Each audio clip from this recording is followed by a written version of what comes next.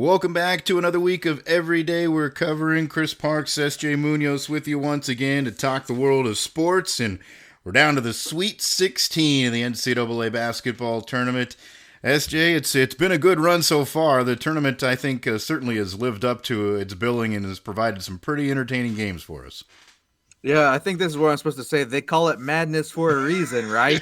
It's not the office joke. But anyways, it has been pretty good. I mean, it got a little chalky, but we thought it was going to kind of play out that way, especially when you got to the second round. But all in all, it's been a pretty good tournament so far. I would like to see maybe a little bit more of an upset here or there as we get down to the final 16.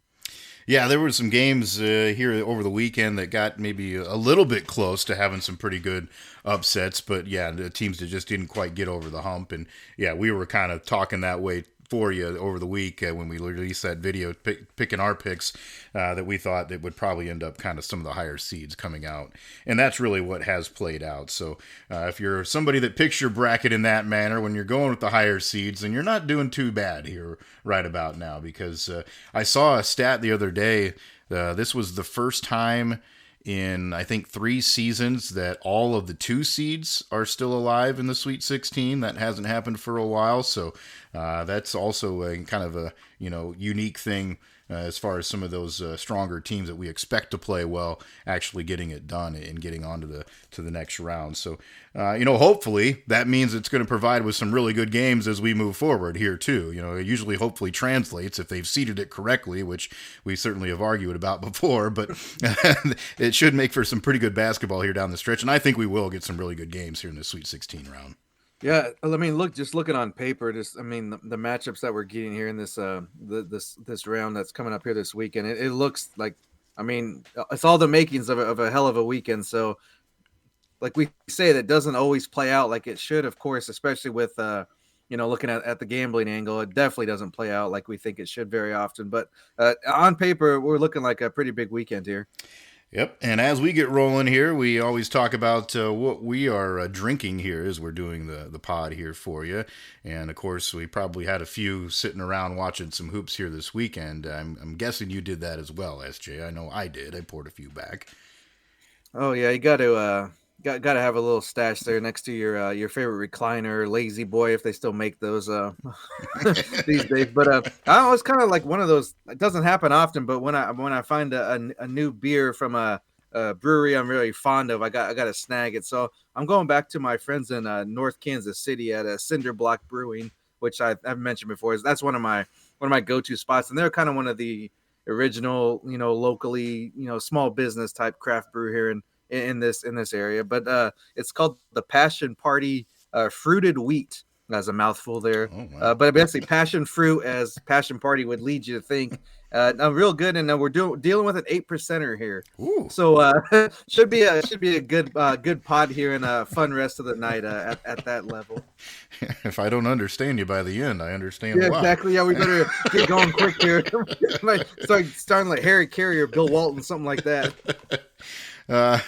I went back to the well. I kind of said I lied, I guess. I said I was done with these for the season a couple weeks back, but over the weekend I was sitting there, and I had some of the IPA still left over from Confluence that I was drinking, and then I had some of the grapefruit shandy that I was talking about from Lionkugel's, and I'm like, I really need something kind of in the middle here, because I'm either too fruity or too hoppy, one side or the other. I need to kind of have something in the middle if I'm going to drink a bunch of these watching hoops. So I did go back, and they had a deal, late season run on the Cold Snap, so I went back to the Sam Adams Cold Snap, and I had quite a few of them celebrating the Cyclones' victory here over the weekend, and I went back to one tonight here as well. So that's what I'm pouring down.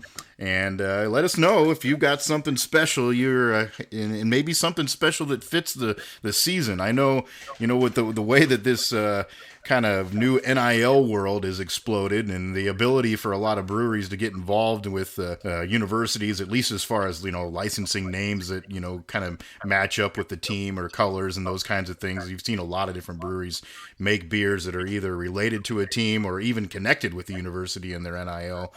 So that's always fun too. So if you see something unique like that, point it out to us. That would be pretty cool to kind of get a roundup on what those things are happening out there, because I'm sure they're coming hot and heavy. Yeah, I know. I guess maybe I guess you call it the executive level of the NCAA isn't I guess it'd be kind of look poorly if they were kind of putting out in NIL stuff, it'd be leaning one school or the other. But at the same time, I thought there was a missed opportunity there with a March Madness beer or something like that. Even if just something simple, lager, just like you said, you need something kind of, if you're going to be pounding them while you're watching 5, 6, 7 hours of basketball, you don't necessarily want an 8%er like I'm drinking tonight. You want something a little light, just easy to drink, and you can maybe put down a baker's dozen or so just as the day carries on. So yeah, I thought that was a missed opportunity. Maybe I don't, who knows? There's probably some legalities or some regulations or what have you. But I just would have thought, maybe even a casino or some bigger entity would have came out with some type of beer. Considering that it's kind of all those lines have kind of been blurred these days when it comes to a business and sports and all that type of stuff. Well, and of course we used to always kind of poo-poo, whether it be a tobacco company or an alcohol company or whatever being connected to a university, but those days are long gone. I mean, the signs are in the arenas now. They're no holding back. I mean, look how many schools have been serving it for so long, and it's, I mean, we're all adults. We can handle it. I'd hope, and if you can't, I mean, you're gonna do that whether it's served or whether you can buy it at the store or do it at home or whatever. Some people just, they're not, the people that are going to act up are going to act up wherever you take them. Like some people you just can't take anywhere. So that, I think those concerns are just kind of, even when it comes to, like the gambling things we've talked about before, that's kind of I know we all can, old enough to make our own mistakes. Yeah. And one thing I think that is kind of interesting about how some of this is developed, and I wonder if down the road there might be some more kind of like I don't know, sparring or pushback a little bit, just because of a certain scenario here this weekend with Iowa State heading and playing it over in Omaha. The collective that supports the university, or the main one that supports the university, they are connected with a beer out of the Okoboji Brewery, Westo Brewing, and they made one called Ames Lager. Well, when they made that back during football season, kind of the deal was like $1 of every Ames Lager that's sold ends up to the collective, and that's kind of the connection there. So they brought a shitload of Ames Lager over to Omaha into these bars that were, owned by Iowa State alums. So obviously they're going to be pretty welcoming of whatever to have come in. But I think what's going to be interesting maybe down the road is, obviously you have all those legal issues you have to deal with on a state level, no matter what, when you're selling and, moving alcohol across state lines and those kinds of things. But for other places that already have established breweries, that are nearby, is that going to cause some kind of, ruffle some feathers here once in a while? Because I imagine that's probably going to happen a little bit. Now, whether or not, I guess, legally you can do anything about it, who knows? But I do think that's interesting. You're taking it somewhere and kind of bringing it to the party, so to speak. Whereas, it used to be, the arena would load up on whatever flavor they thought, fans were going to, Nebraska, Iowa State fans, they go to somewhere else, they're going to load up on the Busch Light, that kind of thing. So it's interesting. It's definitely changing, I think, maybe some of those preferences in sales a little bit. For the consumer, I think that's a great thing. A lot of times it's often seems, the deals, and obviously this isn't no breaking news, but the deals are, the cheapest shit that they can sell and still make money off. So for us, that's a great thing. But yeah, you're right. It's as far as, I'm sure when it comes to digging in each other's, pocketbooks, that's kind of gets people's attention. So yeah, well, I mean, I think that's a hell of an idea. I hadn't heard that story. That's actually pretty cool. Might as well bring a little bit of your branded stuff with you. So that's a cool idea. And I guess maybe no offense to Busch Light, but some people just kind of want to step their game up a little bit. Yeah. And the other funny thing, too, that I've noticed, in particular, obviously, I follow a lot of Iowa State stuff, but there's a beer now that the university itself, like their own, I don't know, you necessarily call it their collective, but they're, just the athletic department in general is kind of sponsored and supported a certain beer that's been made by another brewery. And then there's another beer that's made by another in-state brewing company that supports the Jack Trice Legacy Foundation, which is, supports getting diverse folks into school and paying for their tuition and stuff too. So it comes from all angles, and it's weird, who's going to support what, and will it all survive together? Who knows? But I guess it's all meaning well, and it's a good thing. So hopefully, it works out for everybody. Everybody needs variety in their life, right? I guess that works out. So as we move on here, let's get into a little bit more about the basketball. Before we dive into the Sweet 16 and look back at our other picks, so I did want to bring up one topic that you actually had just sent this to me earlier here today. And this is a pretty interesting topic, especially when it comes to what we like to talk about here on the show, which of course is the wagering side of things in sports gambling that obviously has caught on fire here in the last handful of years. And it's now starting to become maybe more of an issue on the fronts of athletes and coaches and whatever being involved, because we've had stories, obviously here in our state with some athletes from Iowa and Iowa State University that were involved and entangled in a deal, ended up being kind of washed away as nothing at the end of the day. We've had a situation where there was a baseball coach down in the South that was tipping off another guys in other parts of the country for them to go make some money on a game a certain day. And now we have a story come out here today. There's some kind of investigation going on. So we don't know anything yet. I'm not going to say this is all anything for sure true, but they're looking into Toronto Raptors forward Jontay Porter. If you don't know who that is, which I really didn't know him that much either before you sent me the story, but he is the brother of Michael Porter, who is obviously a little bit more well-known in his game. But Jontay playing for the Raptors, he doesn't play much, but they had some issues come up with different games where there were some prop bets that were coming out on his numbers. And then on those certain nights, it turned out that he only played a couple minutes or didn't even play because of an injury. And it looked pretty much like this was a setup kind of deal. Like they knew that this was going to happen, and the money was flowing in on those props on those certain nights. This is going to get a little fishy. Yeah, it's a little bit more than coincidental. And like we talked about before with any of the other, I guess, scandals, whatever you want to call them, or just like, more just like, I guess I'd label them more, dumbass attacks than anything. It's just like, it's so obvious. And I get that you're trying to get paid and make money, and maybe to the person doing it doesn't seem obvious. And it's easy to say, look how stupid you are for someone from the outside.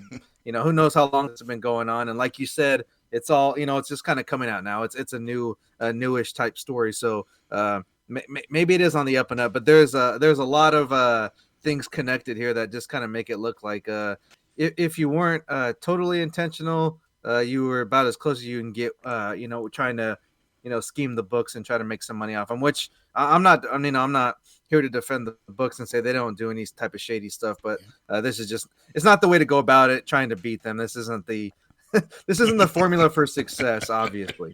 Yeah. So just a little further, kind of gives you a peek into the story. There was a game on March 20th that he was set to play against Sacramento, and he played just 3 minutes in that game before he left, before the Raptors said it was an illness, and he didn't return. So he didn't score, he attempted and missed only one shot and had 2 rebounds. His over-unders that night were set at 7.5 points and 5.5 rebounds. And then, so obviously way under, hit the unders. And then the next day, DraftKings Sportsbooks reported to their users that his prop bets were the number one moneymaker from the night in the NBA. So, well, and that's the thing that you say when it's like so obvious, like at least, cover your bases a little bit. And I'm assuming that, you're thinking, oh, there's so many games, this doesn't matter, it's no big deal. But when I don't know, somehow people got onto this. Yeah, somebody had to know. Obviously, there's a lot of loose lips going on, friends of friends of friends, and goes on down the line. But if DraftKings is noticing that you're the number one, winner on a certain prop, like you're not going to be getting away with that for very much longer. And obviously, they haven't been. Like you said, there had to have been more people than just a few and just his inside circle that knew about this, because in order to put up that kind of money, you're going to have a lot of people involved. I'm guessing when it comes say what to you want about the apps and how quality they are and whatever it may be, but a lot of people use, whether it be DraftKings, FanDuel, ESPN Bet, whatever, those are millions of users daily. Mm-hmm. Yeah. It's a lot of coin passing through the books. So yeah, they made it pretty obvious. So we'll see how this whole investigation pans out and how many people do get kind of entangled in it and what happens to him too, because he may not be able to play. You think about just the Donahue ref that went to that whole thing a few years back, and even there's documentaries about him now. If obviously maybe some younger people aren't familiar with that story, but it's just like, especially after such a a grandiose scheme such as that. You think you would. I don't understand that line of thinking where you think you can get away with something like this, and maybe it was innocent. We don't want to, obviously we're not accusing anybody of anything, but there's a little bit too much smoke with this one. Yeah.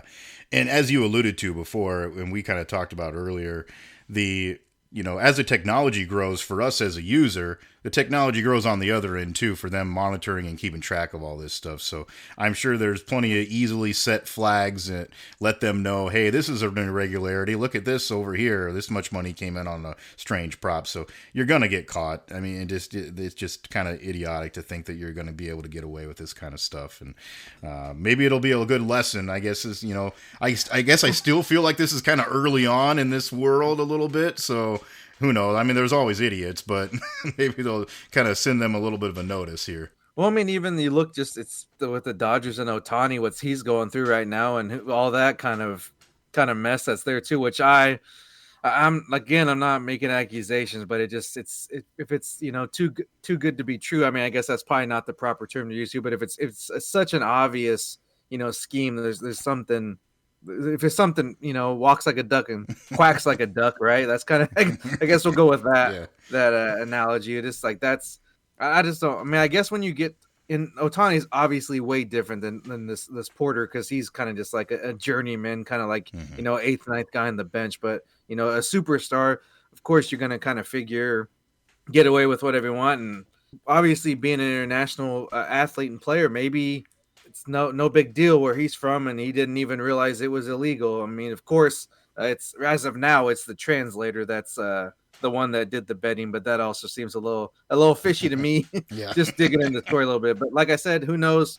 Truth will come out eventually. It's just it still always amazes that type of thing, but I guess just in every walk of life, people are just gonna do silly stuff, and it's no different with this. Yeah. So we'll keep an eye on it, see what comes out of it, and then see obviously if there are any other stories that kind of follow that same path here. We imagine that this won't be the last, but it'll be interesting to see how it plays out and what kind of repercussions come from it. That'll be, I guess, maybe the bigger thing to kind of set the mood moving forward. When we move back now here and focus more on the college hoops. We do have a lot going on. I guess one thing I did want to mention real quick on as far as news front is concerned, because a team that was in the NCAA tournament that got knocked out and lives just down the road from me has lost their head coach. Darren DeVries is heading over to be the new head coach at West Virginia. Had a 6-year run there as the head man in Des Moines, taking over a Drake program that was pretty successful when he got it. And he just kind of kept the ball rolling there. They had, I think it was 5 straight seasons of 25 plus wins, a bunch of NCAA tournament appearances. They played very well in their league. They're always have been a solid program. And I think obviously why he was somebody that was targeted to go lead somewhere else, because he knows how to build a program. And certainly a place in West Virginia that kind of needs that culture built back up again because of the way things ended there with Mr. Huggins. So I think a good hire for West Virginia. I certainly think it'll be a good thing for them. Now for Drake, it's always that game. Can you get that next guy to come do the same thing again? It's tough at a place like that where it's a little bit smaller, but obviously he's left it in a good place, I think. Yeah, that's the tricky part for the smaller schools. And I mean, it just is what it is. It's hard to keep somebody there unless they have really strong ties. And even then, that's not enough to make somebody, want to stay there for the long haul. It's a lot more difficult. Yeah, you see these teams make a run, but then you might never hear from them again. And it's, a lot of it's about the coach and the recruiting getting to that level because, of course, on any given day, any team can beat any other team, especially considering the rules of college basketball and just the limitations, I guess, there are with your bench and things of that sort. But I don't know. Like it's you kind of feel bad for the little guy, but at the same time, it's like, well, I mean, I don't know. They could do something different, I guess, to keep these coaches, or maybe kind of, I don't know, just come up with a different formula. But it's easier said than done at the same time. It's nice to see, though. I think what Drake's coach you mentioned, and also what Florida Atlantic. I believe there was Utah State, maybe. There was a few of these small schools that had a good tournament. The coaches kind of got a promotion, if you will, to a bigger university, a group of 5 school, I guess we call it in football. not a group of five anymore. It used to be, Yeah. but did to big time school. So it is cool to see that part of it rewarded, because man, that's a tough ass gig, climbing the ranks of any sport coach, but especially you see it in basketball. It's Uh-huh. you got to go through a lot of shit till you get to the ivory towers, if you will. There's a lot of hard work that's put in from some of those coaches. Yeah, that's very true. If you go back and you look at any of these guys' resumes, you'll see, like, they had 10 stops as an assistant Mhm. all over the country. Like, year by year, they're going somewhere, doing something different, trying to get that next little bump up the ladder. And there's obviously a lot of guys that have an interest in wanting to do it, but getting yourself in position to be one of those head coaches just in general, and then, yeah, to take that next step to a big program, really hard to do. So yeah, that is cool to see when those guys from some of those smaller schools get that opportunity, rather than maybe recycling a guy that had failed, somewhere else. So good for him. I am happy for him.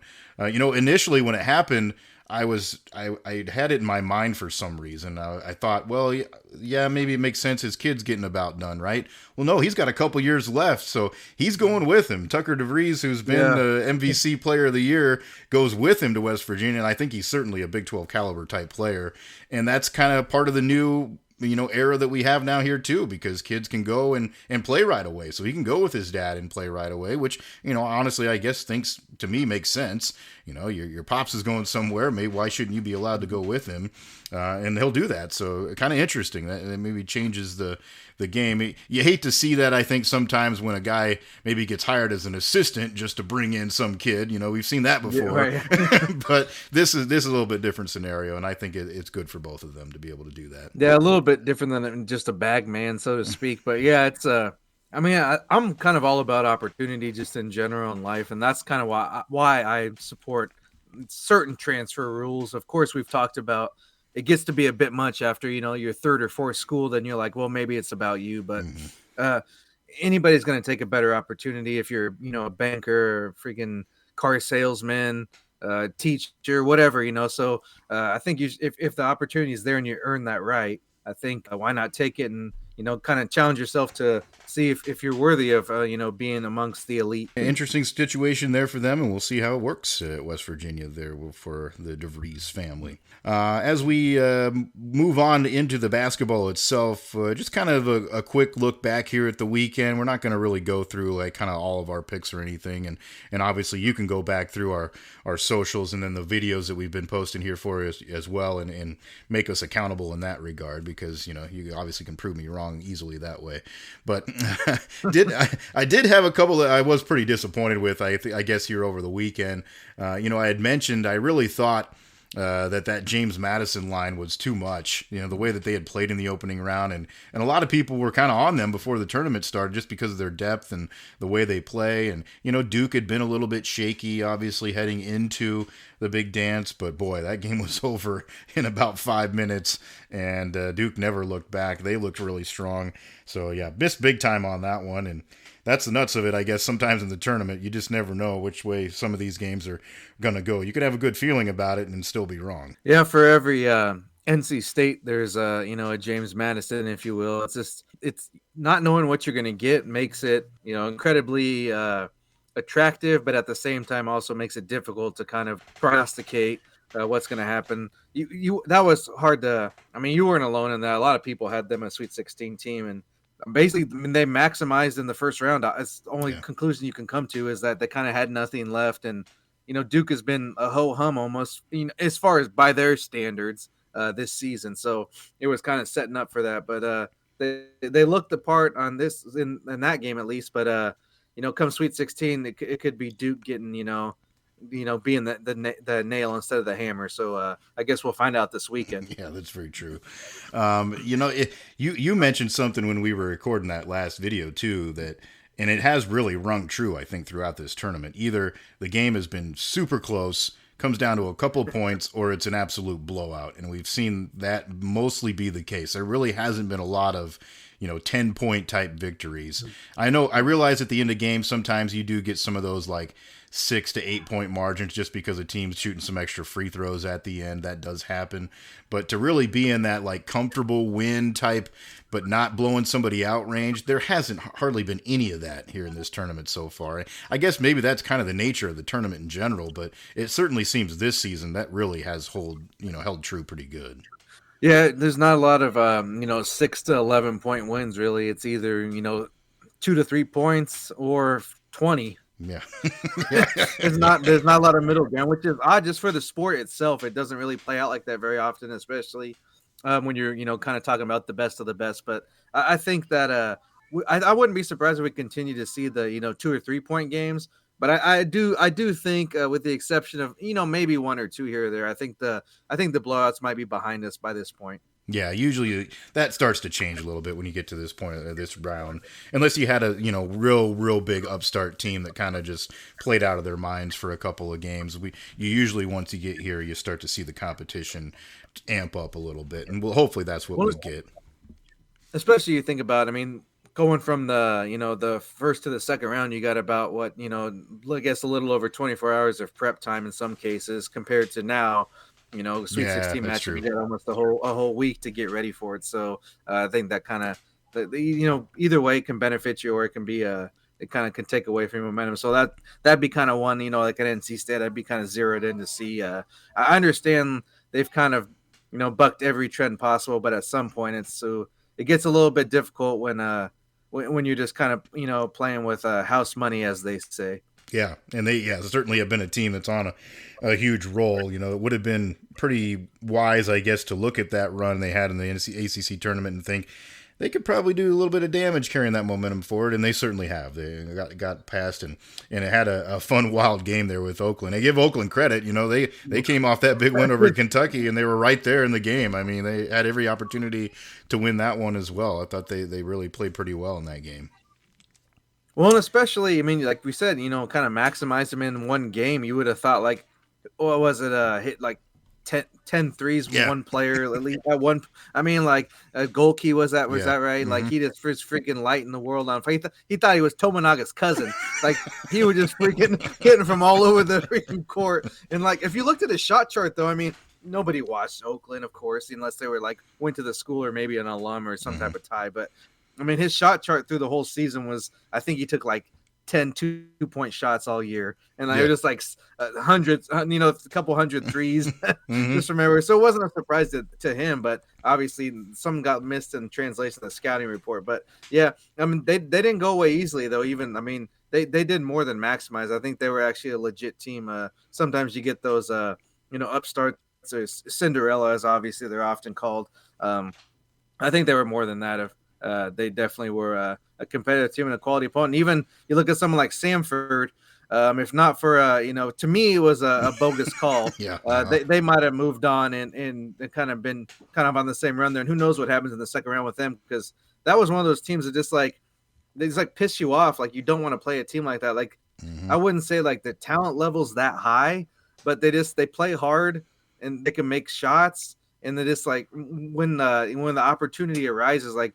It didn't seem like any of those players were really back down from the moment. They were down 20 at one point, and still, were there to the last second. So I guess that's kind of the more of the teams that I would put like in that kind of a worthy opponent rather than more just someone that kind of gets hot for a day. Yeah. Those teams that'll obviously dive for the loose balls, get in the passing lanes when you don't expect them to. Smart kind of players, and then they go hard, and that's why they have some success. Yeah, they certainly were fun, and yeah, that was an absolute hose job on that last block. But that's what it is when you're Kansas across your chest. I did see though that I guess Samford was selling shirts. That had the picture. It's like a kind of not cartoon drawing, but a hand drawing, not like a picture, but it was a hand sketch thing, and it said what did it say, like something all ball. I was going to say all gas, all ball, or all hustle, all ball, something like that. You have to look it up. I'm sure people have seen that by now, but I was like, you might as well capitalize on the moment. So credit to them. Yeah, that brings up a funny thing that I heard here over the weekend too.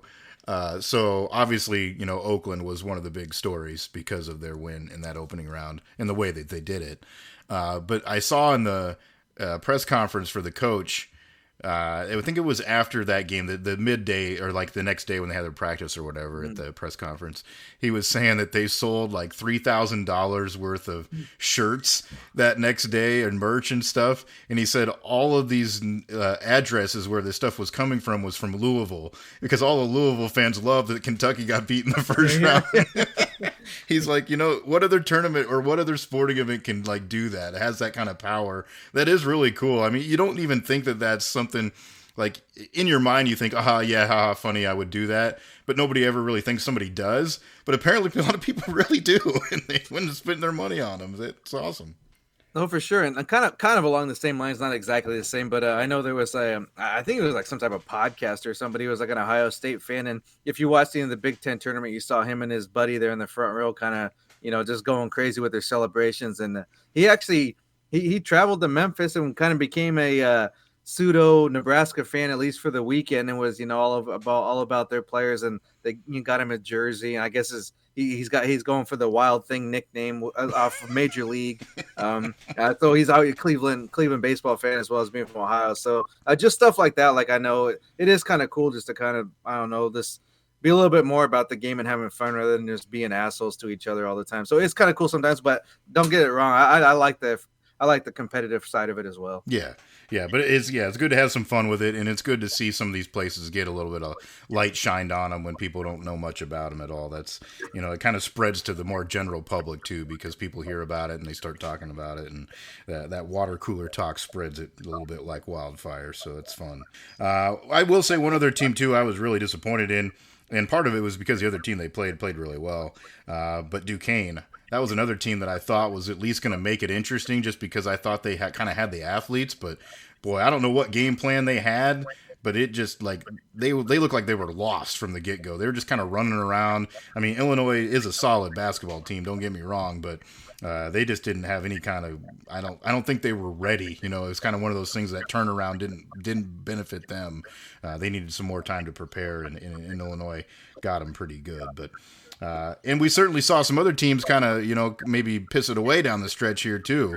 We talked about that Oregon contest where they were looking pretty good there against Creighton, and Creighton finds a way, to get it into overtime, and then it was all Blue Jays there in that second overtime once it got to that. But that was another wild game. It's just like, you either see some of these teams kind of, make that huge run and rise to the occasion like we did with the A&M leaving last night and that comeback against Houston, or others where it feels like they're just playing to be close. Like you just don't get that feeling that they're going to make that shot when it comes down to it, where obviously it's a lot more fun to watch it the other way around.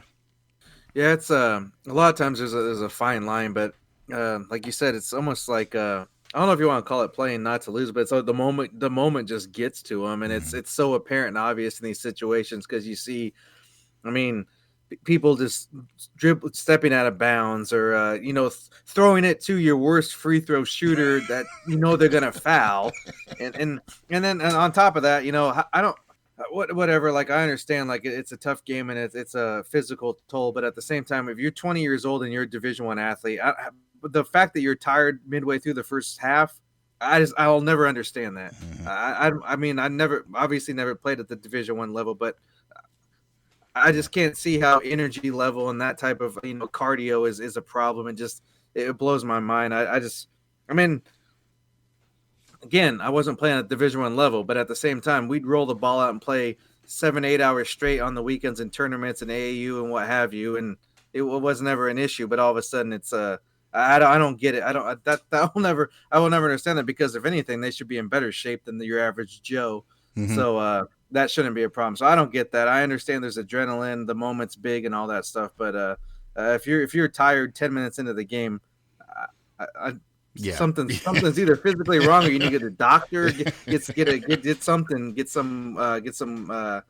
blood drawn, get some medicals taken, because that's abnormal. When I mean, these guys probably have like 2% body fat. So well, and sometimes just I think sometimes too, it's like, do you have to like maybe adjust your style of play a little bit too? Like, are you expending too much energy in the wrong places? And obviously, when you get to the larger leagues, that is something that's a huge deal. We hear about that in the NBA all the time. Guys kind of got to pick and choose sometimes if they're going to give 100% every single player moment, and you just got to be smart about it. And maybe some of these guys just don't ever figure that out. Maybe that's part of the problem. And I guess maybe in their players' defense, I'll still really never defend that, especially being a big time athlete. But they didn't exactly have a lot of depth on that roster either. I mean, maybe 7 or 8 players tops. So that part's on the coach. But yeah, I mean, it's just you kind of you're playing a little bit of like it's there's no obviously there's never any guarantees with that, and it's all about matchups. And I mean, that's always the interesting thing. And like we said this weekend, we got some pretty hell of a matchups, at least on paper, and who knows how it's going to play out. It was chalky. I don't know if that's going to stay the same, but we shall see. Yeah. One little quick shout out as far as guys playing a lot. I will give a huge shout out to Jamal Shed for that game last night in that Houston game. He played every single minute until he fouled out. And obviously, he never acted like he was that tired. He handled it pretty well. So, yeah, shout out to him. That was a long time. He had to play extras. So. And one of the things that one of the biggest complaints about college basketball is all the freaking TV timeouts. So yeah, true. There's plenty of time to rest, bro. So maybe you work on your breathing or get some type of breathing coach in there for you or something. I don't know what. Well, yeah, they got enough money on these staffs for them assign somebody to do that. Whatever. Well, I mean, Oregon should have some type of hyperbaric chamber or something for their players to sleep in. Phil Knight's got all that money, right? Yeah, the Prefontaine suite. Come on, get this figured out. Yeah. So let's jump into the hoops here coming up now at the end of the week here, the Sweet 16. We're just going to give you kind of straight up who we think is going to win, our initial kind of look at these games. We'll put out another vid later here this week for you to give our maybe a little extra insight, if there's some numbers that we're kind of seeing. Obviously, things are going to change a lot as far as those spreads and the over-unders between now and then, so we'll probably do that a little closer. But just looking at the games in general here as far as winners and losers. So going to start on Thursday night, and I'm just going to go by time of tip-off here for you as we go through the list. The first game will be Arizona taking on Clemson, and I guess my initial thoughts on that one is Clemson's already horked me off a little bit with the way that they've gotten to this point, but I do think this is kind of where the road ends for them as well. This is a much more talented Arizona team that they're going to play than I think anybody that they have matched up against here so far, and just the number of ways that team can score. I think Arizona wins this game. Whether or not it ends up on the line, we'll take a look at that as it moves, but I like the Cats. How about you? Yeah, just to pick a winner, I'd have to take Arizona. Clemson kind of probably had their best game there against Baylor the other night, so I don't think they can. And even if they play as well as that, I don't know if it's going to be enough to beat Arizona. So the best effort might be good enough, and that's what I go with. But like you said, we'll look at actually an official play maybe later this week. Well, San Diego State, certainly maybe should get some credit. They went to the national championship game last year, and I kind of poo-pooed that heading into this tournament. But they've earned their way back in the Sweet 16, and they're taking on the top seed in UConn. So obviously, I think this is where the road ends once again for them because they're playing the team that they lost to and got beat by. UConn is just so solid. They've looked really, really good. They've still left no doubt. I think the Huskies are obviously still the team to beat. Yeah, and if you look at kind of the few interviews here or there, just some of the message from the head coach to the team is kind of trying to keep that focus there, saying however they could, the committee screwed them over. That's take it for what you will, but I mean, I take it as they're locked in, and he's going to keep that mindset going. And especially after how they've been blowing people out, you can't pick against them. Of course, nothing would ever surprise us, and maybe we look at that line if it balloons up like it did in the last game against Northwestern, and maybe that's the play to make because you're obviously going to get no value picking UConn to win, even on the money or even spread or money line. There's going to be nothing there. So maybe if we see that line jump up, we can go ahead and play that. But yeah, I'd be real even March in terms of March Madness. This would be a hell of a shock. So yeah, UConn's going to win and win easily, I'd assume. We got a ACC SEC matchup. North Carolina taking on Alabama. Both teams maybe had their moments where they had to struggle a little bit in the last round, but North Carolina kind of put the clamps down in the second half against Michigan State. Alabama took them a little longer to separate, but they got it done. I do think that North Carolina is still good enough here to win this game. I hate to stay real chalky, but I think they've just got enough players that they can outduel this Bama team. Yeah, in the last few years, you wouldn't be so surprised to see Alabama in a Sweet 16, but I mean, a little bit of a drop off from the last, couple of teams they've had, just talent and just overall as a team. And they were in a dogfight last game, so I can imagine it be a little bit it's a little bit difficult to pick them after the last round. Right now I know it's we're not doing numbers or anything, but just looking at it, it's a 4.5, so that might be something to look at, because like we said, they've either been close games or blowouts, so that kind of sets up nice for that. But straight up winner, North Carolina is going to win this, I think. And then the nightcap on Thursday, unfortunately for us folks in the Midwest, who both teams are from, we play at 9:09 p.m. tip off out there in Boston. Iowa State taking on Illinois. This sets up to be just an awesome game. These two teams are playing terrific right now. They played terrific through their conference tournaments. Both obviously got it done and won them. And they both looked pretty good here these first two rounds. I have bias, and I'm going to let that affect me, and I think the Cyclones find a way to get it done. I think the difference here is, Illinois has had some maybe games throughout the Big Ten Conference season where they've been tested and maybe had close games. But I think the difference is they probably haven't played a team that's going to play the type of defense that Iowa State is going to play and throw at them. So I think that defensive effort does make enough of a difference to bother Illinois in the way that they like to play and kind of hold Shannon in check just enough to get this done. But it's going to be a hell of a game. I'm going to give the Cyclones the edge. This is probably as close to a coin flip as it gets, especially this late in the tournament. I guess I picked Illinois to win in my bracket, even though no one cares about your bracket, so I'll just stick with that. But that I probably won't make a play either way on actual, a bet. I'm going to be looking at that total because both these teams can put up some numbers. So I expect a high score. But this on Thursday, I think this will be the best game of the day. And I get that both those teams are in a central time zone, but they're playing in the East. So the fact that it's starting at 9, I mean, oh well, it is what it is. Yeah, yeah. I mean, it makes it even worse. I'm staying up and watching. I don't really care. I'm just like, I have a little bit more flexibility. I have a day off there on Friday. Luckily, I got a holiday for once. But yeah, it's just I don't know. Yeah, we can talk about this another day, but just this schedule just don't make any sense. Why? Like even you look at yesterday, the first game's at 11:40, I think is the official tip-off time, and then the second game doesn't start till like almost more than 2 hours later. I don't know. You go from 4 games on at a time, which I love, and I get that if they can space it out, they're going to. But the rationale behind going from games out the wazoo to nothing, I'll just never understand. I don't know.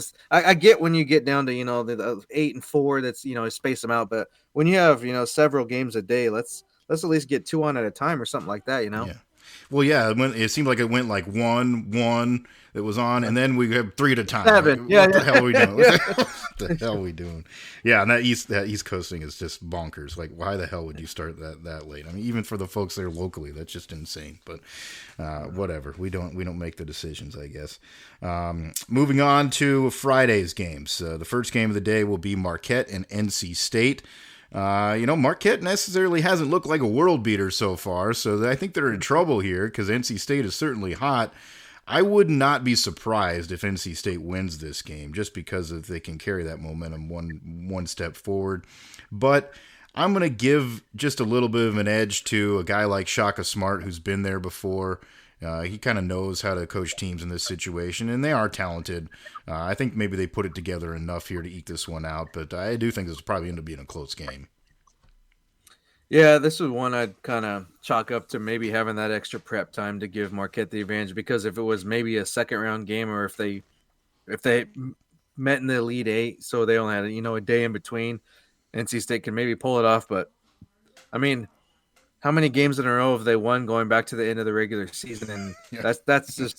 that's a hell of a run. And not saying it's going to end for sure, but it's hard to keep picking them at this point. So just with straight up winners, definitely going to take Marquette. But like you said, we'll be definitely looking closely at that number and Yeah. seeing. Right now, 6.5. I would Yeah. easily take the plus money for NC State on that. Yeah, no doubt. The next game on the schedule is a top seed Purdue taking on the 5 Gonzaga.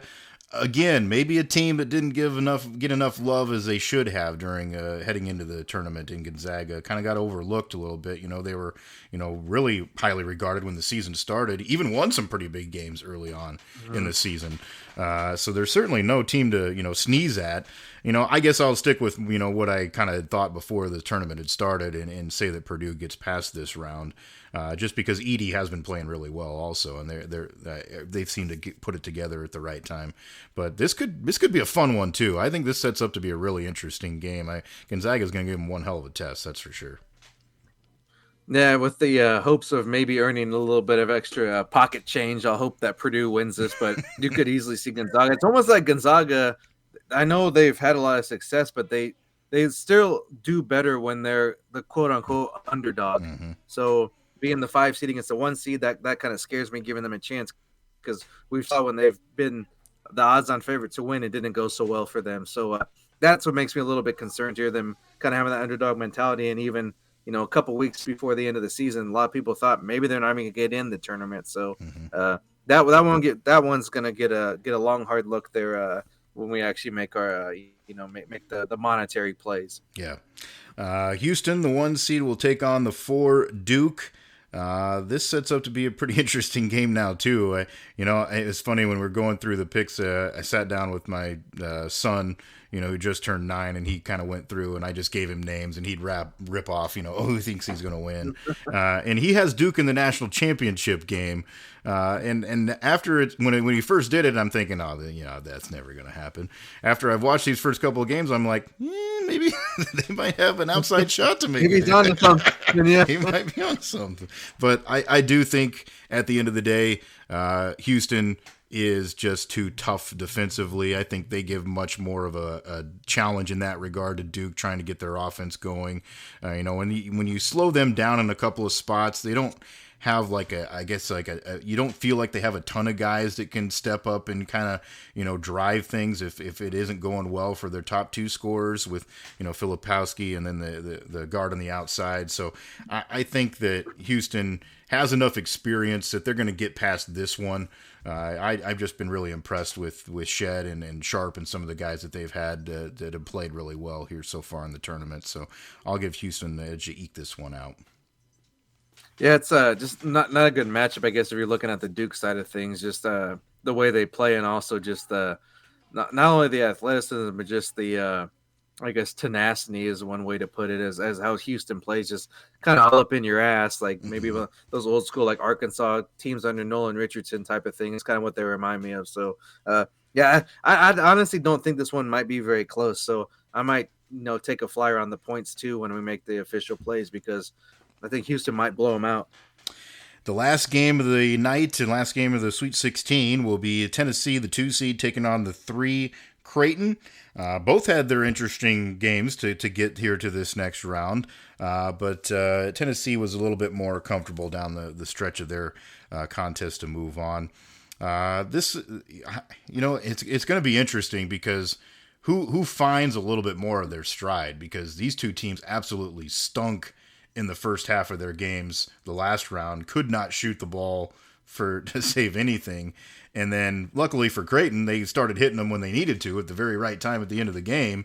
And that's what they rely on. I mean, and Greg McDermott will tell you that. He says, we're a team that's going to run around. We're going to throw up some threes because that's who we are.